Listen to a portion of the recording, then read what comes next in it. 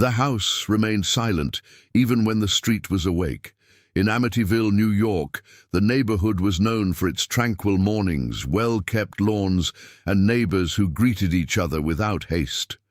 Yet, this residence stood out, not because of its appearance, white facade, aligned windows, an ordinary porch, but because of the absence of signs of life. The curtains rarely moved. The interior lights seemed to turn on at random times, and above all, there was the smell. A metallic odor almost imperceptible from a distance, but impossible to ignore when someone approached the door. The doctor, Elliot Warren, he realized this before anyone else. A general practitioner for over 20 years, he treated families in the region and prided himself on knowing his patients beyond their medical records. When he was first called to that house, he believed it to be just another common case. Severe insomnia, stress, perhaps depression. But from the moment he crossed the threshold, something challenged his experience. The air seemed denser, as if breathing required conscious effort. The clock on the wall showed the wrong time. And the patient, a middle-aged man, rigid posture, his gaze always fixed on a non-existent point, presented physical signs incompatible with any clear diagnosis. On the other side of this silent equation was Richard Holloway. Richard, the homeowner, was a former real estate businessman known for aggressive acquisitions and an unusual ability to convince people to sell properties they swore they would never leave. He had bought the house months earlier for below market value, claiming the previous owner was in a hurry. Since then, he had avoided contact with neighbors, refused unannounced visits, and was never seen outside the property for more than a few hours. The conflict began discreetly, almost clinically. Elliot noticed bruises that didn't follow patterns of falls, fine marks on his wrists as if something had been squeezed for too long, sudden changes in blood pressure without apparent cause. The patient didn't complain of pain, but his body betrayed continuous wear and tear. When questioned, Richard responded with short, always vague phrases, always evasive. He never asked for help. He only accepted the doctor's presence as if fulfilling a formality. As the weeks passed, the visits became more frequent, not because of the patient's insistence, but because of the doctor's unease. Elliot began to record details beyond the symptoms. Nighttime creaking noises reported by neighbors, garbage trucks collecting excessively heavy bags, dark stains appearing in the basement and being quickly covered with fresh paint. None of this in isolation justified a complaint, but together they formed an unsettling pattern. The first official alert came when a paramedic called to a nighttime emergency at the same residence mentioned something out of protocol. The place didn't look normal. The report didn't go into detail, but the comment reached Elliot's ears through informal channels. It was at that moment that he decided to document everything meticulously. Clinical photographs, precise notes, dates, times, physiological reactions. It wasn't paranoia, it was professional prudence. Meanwhile, Richard maintained his controlled routine. He only went out at dawn or late at night. He received large deliveries that were never seen again. He talked to himself in a low voice in the backyard, according to a neighbor who pretended not to notice. Whenever questioned, he smiled politely, but his eyes didn't follow the gesture. There was something rehearsed in every movement, as if he were playing a role he had learned in a hurry. The point of tension didn't explode immediately. It accumulated. It grew in the ignored details, the incomplete answers, the inconclusive tests. Elliot began to realize that Richard's body reacted as if it was subjected to continuous stress, not emotional, but environmental, as if the house itself were an active agent. This idea, though absurd in the light of medicine, kept returning whenever he crossed that door. The police only got involved after an anonymous call, nothing specific. Just the phrase, "Something wrong is happening at that house, and it's not recent." The initial report found no clear irregularities, no crime recorded, no formal complaint. But the address stuck, And when different institutions start silently recording the same location, the problem ceases to be invisible. At that moment, no one spoke of mystery, not officially. Doctors were issuing warnings. The police were observing. And the house remained there, motionless, as if waiting for the right moment to cease being just an address. Amityville wasn't just a setting. It was a social organism that reacted to the strange with silence. People observed, murmured, and moved on. Minor anomalies were rarely confronted head-on.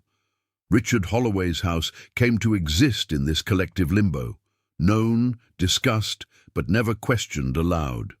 The mailman delivered the letters quickly. The garbage truck slowed down just enough to do its job. No one rang the doorbell without a legitimate reason. The basement was the invisible center of everything. There was no easy access from the living room. A narrow door at the end of the kitchen led to a steep staircase, almost always locked. During one of the visits, Elliot noticed that the kitchen floor had small, recent cracks, thin lines that spread like cracks in ice. He didn't comment, he just noted them down. The metallic smell was stronger there, mixed with industrial cleaning products that didn't belong in a typical home. Richard, for his part, maintained a posture of absolute control. He dressed impeccably, even at home. Ironed shirts, clean shoes, always clean-shaven. This excessive care contrasted sharply with the state of his own body. There were nights when his eyes were red, not from common tiredness, but from prolonged wakefulness. His hands trembled slightly when he believed he wasn't being watched. Even so, he refused any kind of psychological referral or hospitalization for more in-depth examinations. Richard's past emerged only in fragments. Former business associates reported that he had withdrawn from the market after a failed negotiation involving an old property also on Long Island. Nothing illegal was proven, but the transaction had ended abruptly, with civil lawsuits quietly settled. Since then, Richard seemed to have developed a particular obsession with old houses, especially those with a confusing ownership history. Elliot began cross-referencing information not as a doctor, but as someone trying to understand a human pattern. He realized that Richard didn't speak of the house as property, but as a presence. He used imprecise terms, avoided direct pronouns. He said, "here" instead of "my house." "Down there" instead of "basement." These subtle linguistic choices revealed detachment, as if he himself were merely a temporary occupant. Secondary characters began to gain importance. Margaret Klein, the neighbor across the street, a retiree, spent hours watching from her window, not out of morbid curiosity, but out of habit acquired after years of caring for her sick husband. She was the one who reported to the police the irregular hours, the muffled sounds coming from inside the house during the early morning hours. Dry, paused knocks, as if something heavy were being moved repeatedly. There was also Daniel Reyes. Daniel, a local police officer responsible for registering routine incidents, was initially skeptical. However, he began visiting the address more frequently after noticing that calls related to the house never resulted in formal reports. Alarms were turned off before the patrol car arrived. Calls were interrupted. People hung up upon hearing the siren. The constant lack of evidence began to bother him more than an obvious crime. The house's interior seemed to resist observation. Photographs taken by Elliot came out slightly blurry, even with good lighting. Medical equipment malfunctioned sporadically only at that address. Nothing that could be proven as sabotage or a technical defect, but enough to generate suspicion. The house did not behave as a neutral space. It reacted. Culturally, Amityville carried a history of hushed-up tragedies, old cases treated as isolated episodes. The community had learned to live with the weight of the unspoken. This influenced decisions. It explained why no one confronted Richard directly, why accusations were always anonymous, why the police proceeded with excessive caution. Elliot, however, began to feel that professional neutrality was no longer enough. His involvement was no longer purely clinical. Each visit revealed new signs of deterioration, not only in the patient, but in the very structure of the house. Doors creaking without wind, objects shifting, marks on the floor that didn't match familiar furniture. Everything pointed to an uncomfortable truth. The conflict wasn't limited to a sick man or a strange address. There was an ongoing interaction between them, a silent exchange that deepened each day. And the more time passed, the harder it became to separate where Richard Holloway ended and where the house began. The conflict ceased to be subtle when medical records began to contradict each other. Tests performed outside the home indicated parameters close to normal. The same procedures performed inside the residence showed inexplicable variations. Elliot realized this when comparing blood pressure and oxygen saturation results collected in different environments, with a difference of only a few hours. There was no plausible clinical justification. The constant variable was the address. From that point on, the doctor began to face direct resistance. Richard started postponing appointments, cancelling visits at the last minute, and when he did accept appointments, he always stayed near the kitchen door, as if deliberately avoiding certain areas of the house. On one of these visits, Elliot noticed recent marks on the patient's forearm, arranged in a parallel sequence. They didn't look like ordinary cuts or scratches. The surrounding skin was inflamed, as if it had been pressed by something rigid and cold. Meanwhile, the neighborhood began to register events that were harder to ignore. Lights would turn on in the basement during the early morning hours, despite Richard's claim that he didn't use that space at night. A strong chemical smell would permeate the street on certain days, forcing windows to be closed even in the summer. The garbage truck began collecting excessive amounts 3 times a week, something unusual for a residence with only one occupant. Daniel Reyes, now more observant, decided to delve deeper into the situation. During his night patrols, he would discreetly park his car across the street. On more than one occasion, he heard muffled noises coming from inside the house, dull thumps, followed by long periods of silence. When he approached, everything ceased. No light, no visible movement. Just the persistent feeling that he had always arrived a few minutes too late. Elliot's internal conflict intensified. Medical ethics prevented him from acting on assumptions, but the physical signs were real. Richard's body showed accelerated muscle loss, recurrent dehydration, and episodes of mental confusion that came and went without pattern. When questioned about food and sleep, he responded evasively, as if these basic needs were secondary to something more urgent. The breaking point occurred during an unscheduled visit. Concerned about the patient's prolonged silence, Elliot decided to go to the house unannounced. The door was unlocked. The interior was darker than usual, despite it being early afternoon. When he called for Richard, he received no immediate response. It was then that he heard a sound coming from the basement, a slow, uneven dragging, followed by a prolonged pause. Elliot didn't go downstairs. He just watched the closed door, feeling the cold air escape through the cracks. When Richard finally appeared, his face was pale, his eyes sunken, and there were dark stains on the hem of his trousers, still damp. The explanation came too quickly. An old leak, a burst pipe, nothing to worry about. But his voice faltered at the end of the sentence. From that day on, the relationship between doctor and patient changed.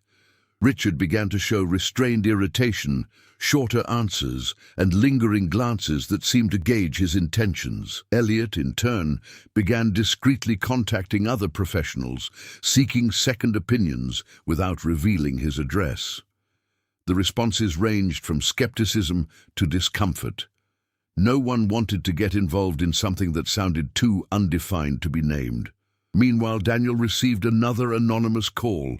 This time, the report included specific details, times, sounds, descriptions of the house's interior, information that could only come from someone who had been inside. When the police tried to trace the origin of the call, they found no record. The number didn't exist. The report, although accurate, left no trace. Tensions escalated when a delivery driver was found in a state of shock 2 blocks from the house. He had no injuries, but was repeating incoherent phrases about breathing walls and something that doesn't like to be seen. He refused to give a formal statement and resigned the following day. The case was filed as an acute stress episode. The conflict, then, ceased to be merely medical or police-related. It became structural. The house seemed to impose limits, test approaches, react to excessive attention. Each attempt at clarification resulted in more opacity. Elliot felt he was crossing an invisible line, while Daniel realized that the absence of evidence was beginning to function as protection for something that shouldn't remain hidden. Nothing yet constituted a crime. No victims identified, no concrete evidence. But the accumulation of signs made it impossible to ignore the direction of events. Something was moving beneath the surface, literally and figuratively. And the more the conflict intensified, the clearer it became that the next stage would allow no turning back. The parallel lines of conflict began to silently intersect, forming a web that none of those involved admitted to fully seeing. While Elliot and Daniel moved forward cautiously, other smaller stories unfolded around the house, adding layers of pressure and urgency to what had previously seemed merely strange. Margaret Klein was the first to change her routine. She began sleeping in the living room, away from the windows that faced the street.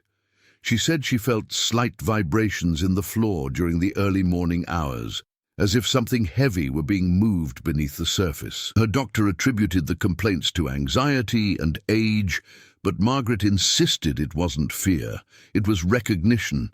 She had already cared for someone who was slowly deteriorating, and she recognized that rhythm. The difference was that this time, the deterioration wasn't coming from a visible human body. Another subplot emerged, with Lucas Bennett. Lucas, a temporary employee of the electric company, was sent to investigate constant fluctuations in the residence's energy consumption. The records showed inexplicable spikes during the early morning hours, followed by abrupt drops. Lucas entered the house on a rainy morning and left less than 20 minutes later, pale and sweating despite the cold. The technical report was inconclusive, but he requested an immediate transfer. He only commented that the system wasn't responding as it should, a phrase too vague to warrant any formal action. These episodes began to indirectly put pressure on Daniel Reyes. Although none of them resulted in concrete charges, the accumulation of reports created constant noise within the police station. Supervisors demanded results without offering resources. At the same time, they warned of the risk of acting without evidence. Daniel began to face internal resistance, being advised to let the case cool down. The bureaucratic subplot became as oppressive as the mystery itself. Elliot, for his part, was grappling with a growing ethical complexity. A former college colleague, now a psychiatrist, reviewed some of Richard's medical records without knowing the full context. His conclusion was cautious. The symptoms could indicate a dissociative disorder exacerbated by extreme isolation. The recommendation was clear: removal from the environment and controlled observation. The problem was simple and unsolvable at the same time. Richard refused to leave the house, and forcing him would require an order that no one was willing to sign. Time pressure began to mount when Elliot realized that the patient's physical deterioration had accelerated. Appointments were becoming less frequent. Marks on the body appeared more often. On one occasion, Richard presented with a fine fracture in one of his ribs, without any report of a fall or impact. The explanation was again evasive. Time, once an ally of careful observation, was now becoming a silent enemy. Around the house, small adjustments were made, as if the neighborhood were preparing for something undefined. Children stopped playing on the sidewalk. Night walks were shortened. The silence deepened after sunset, not by explicit agreement, but by collective instinct. The community subplot developed without clear protagonists, only reactions. Inside the house itself, the complexity increased. Elliot noticed structural changes he didn't remember from previous visits.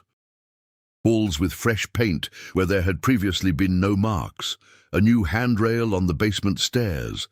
The space seemed to adapt, as if responding to the growing attention.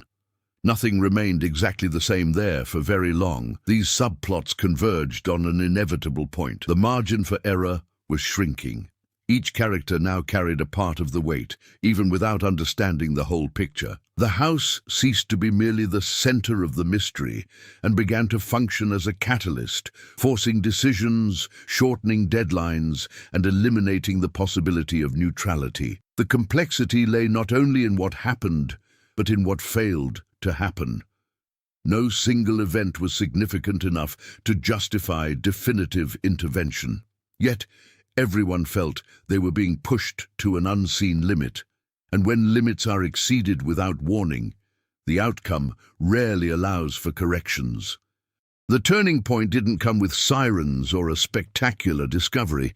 It manifested as a flaw, small, almost banal, in Richard Holloway's carefully controlled routine. For the first time since the conflict deepened, something went wrong sooner than expected. It was Daniel Reyes who noticed the initial breach. During a morning patrol, he noticed the side door of the house ajar. This was unusual. Richard had always kept the entrances locked, even during the day. The interior light was off, but the basement emitted a faint, erratic glow, pulsing as if someone were flipping a switch on and off at short intervals. Daniel didn't go in. He simply registered the detail mentally and informally informed them that he would return later. Hours later, Elliot received a direct call from Richard. The patient's voice sounded different. There was no irritation or evasion, just contained urgency. He asked the doctor to come to the house immediately. He didn't explain why. He just repeated that he couldn't wait. Upon arriving, Elliot found the environment altered. The internal temperature was significantly lower. The air felt heavy, laden with humidity.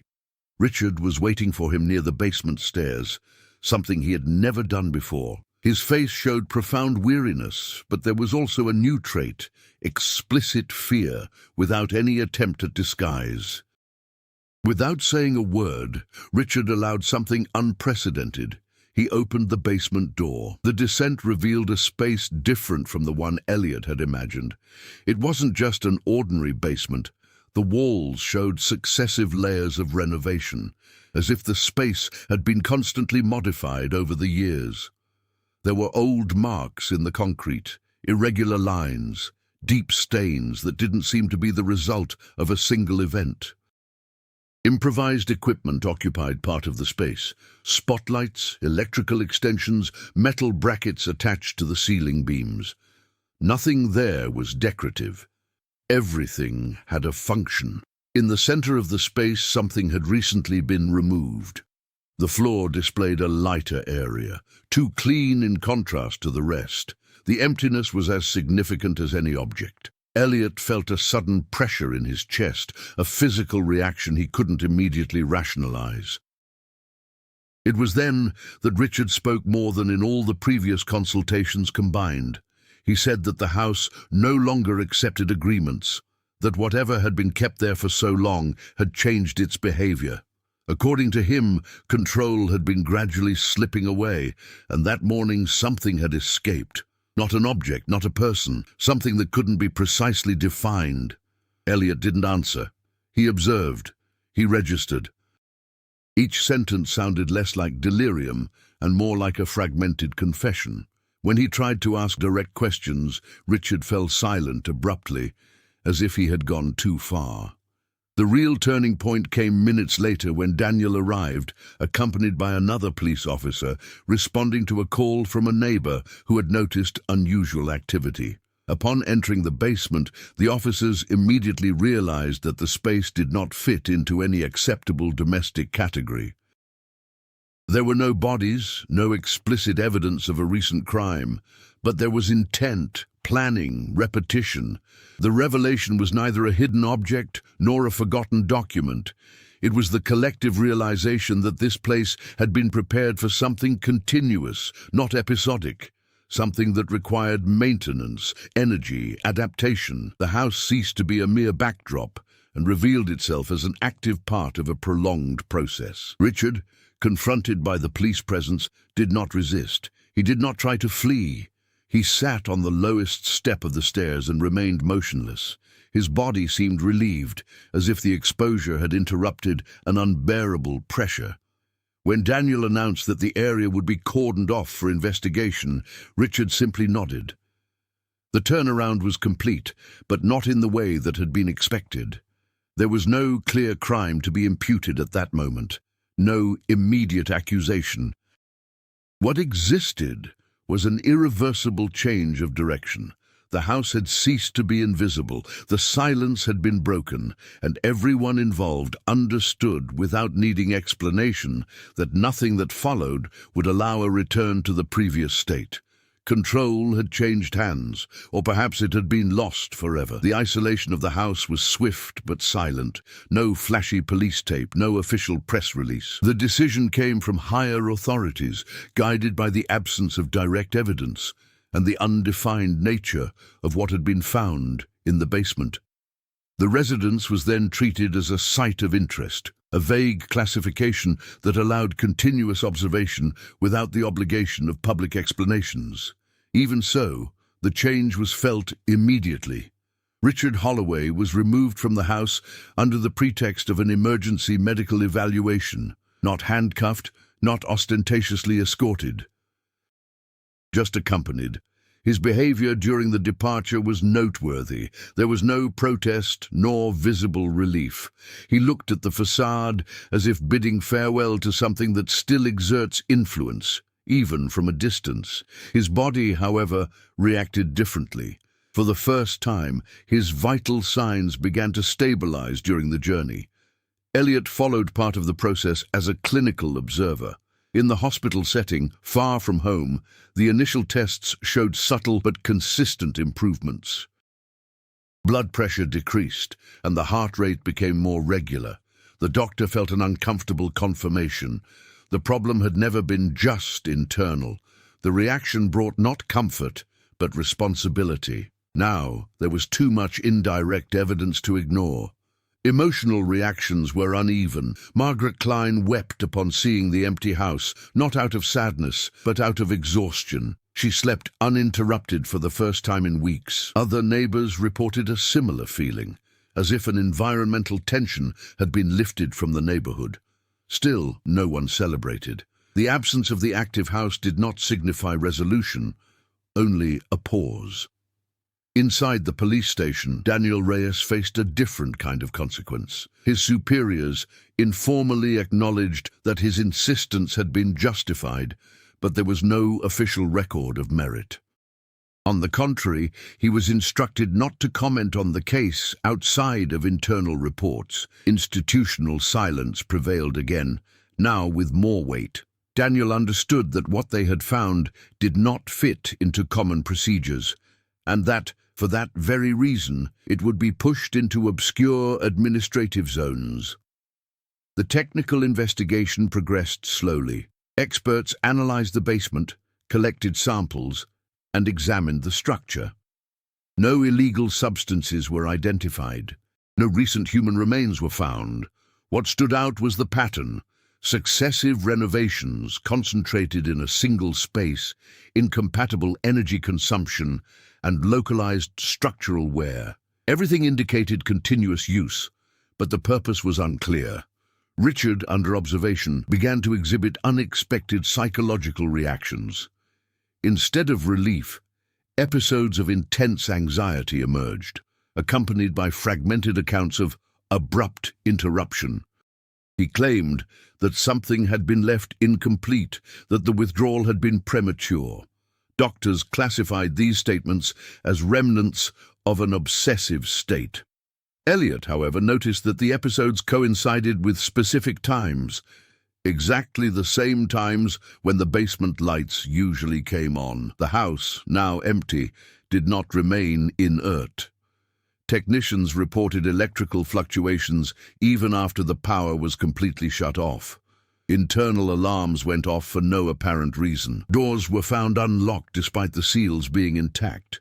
Each occurrence was recorded, explained individually, and filed. The sum of these events, however, formed an unsettling pattern.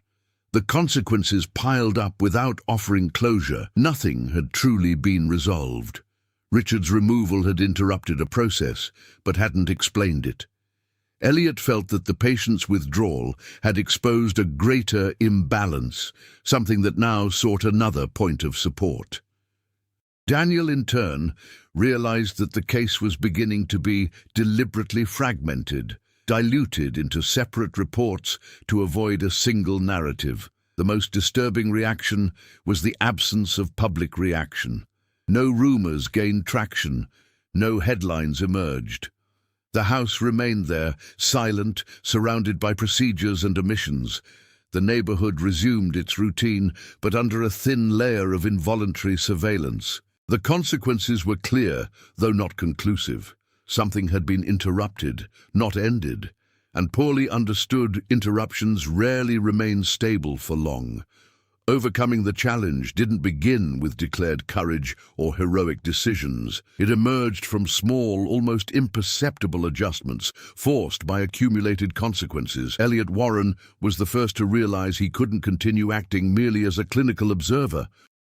Richard's physical improvement outside the house demanded a change in approach.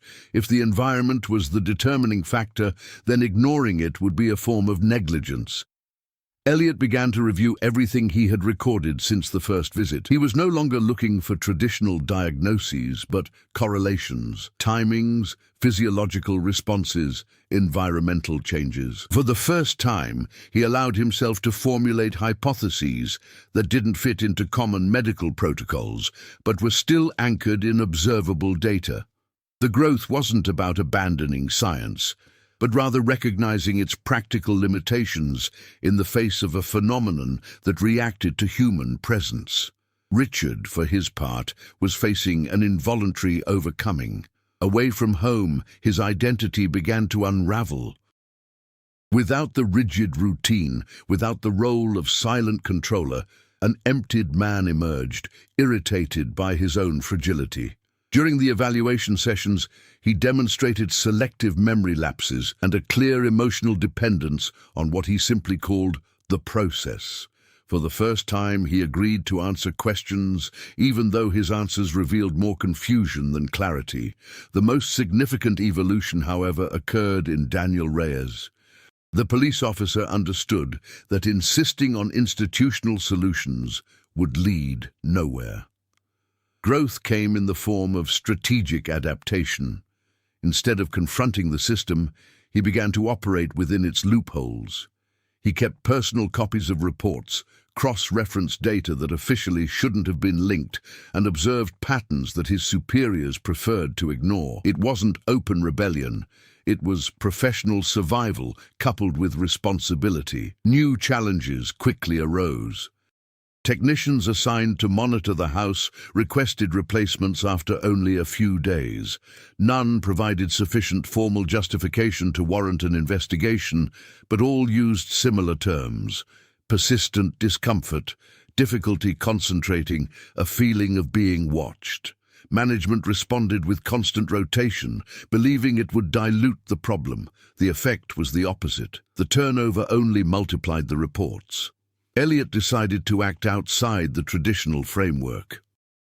He requested access to the technical reports under the justification of an environmental assessment related to Richard's clinical condition. It was a risky but effective maneuver. Upon analyzing the data, he noticed something unsettling. The peaks of electrical activity in the house continued to follow a biological, not mechanical rhythm. They did not coincide with urban consumption times or network failures. The periodicity resembled human cycles: wakefulness, exhaustion, recovery. This realization forced an internal change. Elliot abandoned the attempt to solve the case and began to seek containment. Growing up in that context meant accepting that not every problem has a complete solution. Some situations only require preventing the worst possible outcome. Daniel, meanwhile, faced a personal test. He received an informal offer to transfer to another jurisdiction, an elegant way to remove him from the case. He refused, not out of bravery, but because he understood that leaving now would create dangerous gaps. His growth was silent. He stayed, observed, and prepared himself. The house responded to these changes with disturbing subtlety. The oscillations became more frequent, yet less intense, as if testing new limits. There were no explosions of activity, only persistence. Something was seeking adaptation. This perception completely altered the posture of those involved. It was no longer a matter of waiting for an extreme event, but of dealing with a persistent presence. Richard, realizing he wouldn't be returning home anytime soon, suffered a controlled emotional breakdown.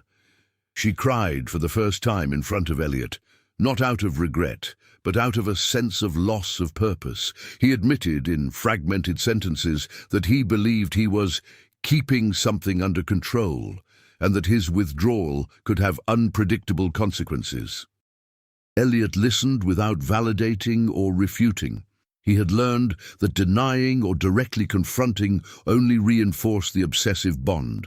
Collective growth solidified at this point. Everyone understood that they were no longer reacting to past events, but preparing for future events. Overcoming the challenge wasn't about conquering the mystery, but rather resisting the temptation to explain it in a simplistic way. Every decision was now made with an awareness of its impact. Every step was calculated to avoid provoking a disproportionate response. The conflict evolved, and the characters with it, not towards resolution, but towards the ability to face whatever came without illusions of absolute control. The preparation had no announcement or set date. It was built by exclusion, by the gradual elimination of distractions, and the silent resolution of pending issues that could no longer keep pace with the progress of the main conflict. Everything began to narrow down around the house. Again, the subplots began to be closed one by one. The city government determined that the regular power supply to the residents would be replaced by an independent monitoring system under the justification of structural testing. This drove away third-party companies and drastically reduced the circulation of people. Margaret Klein decided to visit her sister in another state indefinitely. Daniel assured her that her absence would not be questioned. The neighborhood, little by little, was emptied of sensitive witnesses. Richard was transferred to a more restricted hospital ward. Not because of physical deterioration, but because of increasing emotional instability. His anxiety episodes began to follow the peaks recorded at home with alarming precision. Elliot realized that the bond persisted, even at a distance. It was as if the interruption had created accumulated tension, ready to be released when it found a new point of contact. Elliot and Daniel reached, for the first time, a tacit understanding. They didn't discuss theories or seek definitive explanations. They agreed on only one point. Allowing the situation to escalate without active containment would be irresponsible. Preparation then revolved around damage control. They defined clear intervention limits, withdrawal protocols, and above all, criteria for recognizing when the point of no return was near. The final reports on the house indicated something unsettling. The structure showed continuous micro-alterations, as if it were being subjected to constant internal stress. There was no sufficient mechanical cause. The building, in technical terms, seemed to be reacting to something internal and cyclical. The house wasn't deteriorating, it was adjusting. With that, Daniel authorized one last, restricted and undocumented on-site inspection. A final visit before the inevitable climax. Elliot insisted on participating, not as a doctor, but as a human observer. They both knew that the purpose of this entry was not to discover anything new, but to mark a definitive line between before and after. On the chosen night, the neighborhood was too quiet. No cars were parked nearby, no windows were lit. The house seemed larger in the darkness, not physically, but in its presence. The front door opened without resistance, as if it had been waiting. Inside, everything was too clean. There was no accumulated dust, despite the neglect. The air was cold, but steady. Each step echoed precisely, without strange reverberations. This, paradoxically, increased the tension. The absence of signs was the clearest sign of preparation. In the basement, the central space was occupied once more. Not by an identifiable object, but by an alteration in the environment itself. The lighting failed at a specific point, creating a persistent shadow area, too dense to be explained solely by the lack of light. No equipment registered any malfunction there. It was an active void. Elliot felt an immediate physical reaction, a racing heart, cold sweats, and a pressure in his ears similar to a sudden change in altitude. Daniel maintained a steady posture, but noticed that the measuring instruments were giving inconsistent readings. The place didn't behave like an ordinary space. The preparation was complete at that moment. There were no more loose ends. Richard was gone. The neighborhood was protected. The authorities had, consciously or not, retreated. Only those directly involved and the core of the conflict remained. The pace quickened without any need for action. Everything indicated that the climax would not be provoked but triggered. Something was about to demand a response. There was no more room for passive observation, and for the first time since the beginning, Elliot was certain that the next step would not allow for neutrality. The climax didn't explode, it condensed. The instant Elliot and Daniel crossed the invisible boundary of the basement, the environment responded like an organism subjected to extreme stimulation. There was no initial noise, no abrupt movement, just the clear sensation that the space had closed in around them, as if the house had reduced the world to that specific point. The central shadow, too dense to be merely an absence of light, began to contract. It neither advanced nor retreated. It adjusted itself. Daniel's instruments lost any reliable reading, alternating numbers incoherently. Elliot felt his body react before his mind. Nausea, brief dizziness, a pressure in his chest similar to what he had felt on the first visit, now amplified. Then came the turning point. The shadow did not manifest itself as an external entity. It reacted to what Elliot carried with him, the medical records, the data, the observations accumulated over months. The phenomenon seemed to respond to the human attempt to measure, classify, contain. Each step taken toward explanation generated an opposite response, not of aggression, but of active resistance. Daniel noticed the pattern first. It wasn't their presence that mattered, but their intention. When they moved away, the pressure lessened. When they tried to observe directly, the atmosphere became unstable. The house wasn't guarding a secret, it was guarding a process. The tipping point came when Elliot understood, with unsettling clarity, Richard Holloway's role. He was neither the creator nor the absolute controller. He was a regulator, a human element embedded in a cycle that demanded constant vigilance. His physical deterioration was not collateral damage. It was the functional cost of keeping something in a contained state. The protagonist's transformation occurred there. Elliot consciously abandoned the role of decipherer. Instead, he made an active decision to interrupt the interaction at the human level. He put away the records, turned off the equipment, and took a deliberate step back, signaling to Daniel to do the same. The response was immediate. The environmental pressure receded. The shadow lost density, not disappearing, but stabilizing.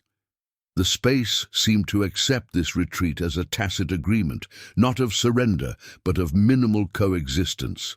But the climax demanded a final price. The house's electrical systems underwent a controlled collapse. Not a violent blackout, but a complete drain, as if all the accumulated energy were absorbed at once. The lights went out. The air warmed slightly. The basement returned to behaving like a normal physical space, albeit marked by something irreversible. Daniel activated the evacuation protocol without hesitation. As they climbed the stairs, they both felt the transition, not just physical but conceptual. The central conflict had been resolved not by victory over the mystery, but by redefining boundaries. From the outside, the house remained motionless. No structural collapse, no visible sign of closure. Just silence. A silence different from that of the beginning, not one of concealment, but of suspension. Hours later, in the hospital, Richard suffered a final episode. Not fatal, but definitive. He entered a brief catatonic state and, upon awakening, lost all emotional connection to the house. He no longer recognized it as part of himself. The bond had been broken. The cost was high. Memory gaps, loss of purpose, a fragmented identity. But he was alive, and for the first time, free from the role that had consumed him. The surprising turn of events solidified in the following days. Without human regulation, the house did not enter a state of extreme activity. Contrary to expectations, it stabilized in a monitorable, inert state. Not safe, not understood. Only contained by the conscious avoidance of direct human intervention. Elliot changed. There was no speech, only continuous action. He refused interviews, concluded final reports with minimal language, and began acting as a consultant in borderline cases where excessive explanation causes more harm than good. His transformation was complete. He had learned that not every mystery requires total clarity to be solved. The climax didn't destroy the house. It destroyed the illusion of absolute control, and that was enough. The conclusion didn't provide complete answers, only clear consequences. The Amityville house remained standing, intact in the eyes of those passing by on the street, but profoundly altered in its internal condition.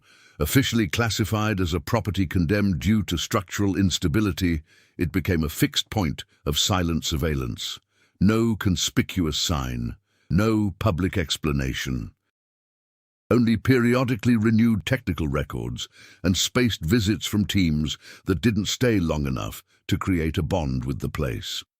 Richard Holloway was transferred to a long-term care facility. His physical recovery progressed slowly, without any new, unexplained episodes. Psychologically, however, the emptiness remained. He no longer showed interest in the house, nor reacted to the name Amityville. The past, linked to the basement, dissolved as something that had never fully belonged to him. Still, the cost was visible. Richard had become someone without a clear direction, a man who had survived his own role without knowing what to do with what remained. Elliot Warren returned to his medical routine, but not to the same starting point. His practice changed subtly and definitively. He began to observe environments with the same attention he devoted to patients. He reduced hasty diagnoses. He interrupted investigations when he realized that insistence would produce more instability than clarification. The journey had made him neither skeptical nor credulous, only aware that some interactions require restraint, not exposure. Daniel Reyes remained at the local police station. The case was never mentioned in formal assessments or public reports. Even so, it influenced future decisions. Daniel began to recognize previously ignored patterns, recording environmental anomalies with the same seriousness as criminal occurrences. He didn't talk about Amityville, but he acted like someone who already knew the limits of standard procedure. In the neighborhood, life returned to its usual form. Children went back to the sidewalks. Windows remained open in the summer. The silence lost the oppressive density it had carried for months. Still, the house was never sold. No offer prospered. Real estate agents avoided the address without knowing exactly why. The place remained there, not as an immediate threat, but as a physical reminder of something that didn't need to be explained to be respected. The ultimate consequences were subtle, but lasting. There were no exemplary punishments or public acknowledgement. The impact manifested itself in individual decisions, in more cautious choices, in limits accepted without the need for complete rational justification. The story didn't end with the resolution of the mystery, but with the stabilization of an imbalance. The narrative world moved forward, slightly adjusted, like a system that learns to live with a flaw without trying to forcibly correct it. And in Amityville, that was considered sufficient. Months later, during a quiet night, an external sensor installed on the Amityville house recorded a brief, unique, and unrepeated oscillation. The event was classified as irrelevant and automatically filed away. No team was dispatched. At the institution, Richard Holloway awoke for a few seconds from a deep sleep, with the vague feeling that something had finally settled out of his reach. He felt no fear, only forgetfulness. The house remained motionless, dark, integrated into the landscape, inactive, unresolved, simply waiting, not for people, but for their absence. If this story sparked unease, reflection, or questions that linger even after the end, share your interpretation. Mysteries like this don't end with the narrative. They continue in how each reader understands them. Do you believe the house was contained, or simply ignored at the right moment? Leave a comment with your theory, your feelings, or the detail that most caught your attention. If you know someone who appreciates realistic, dark stories based on human limitations, share this account. Your participation keeps the debate alive, and sometimes it's in the perspective of another that the answers emerge that the story chose not to reveal.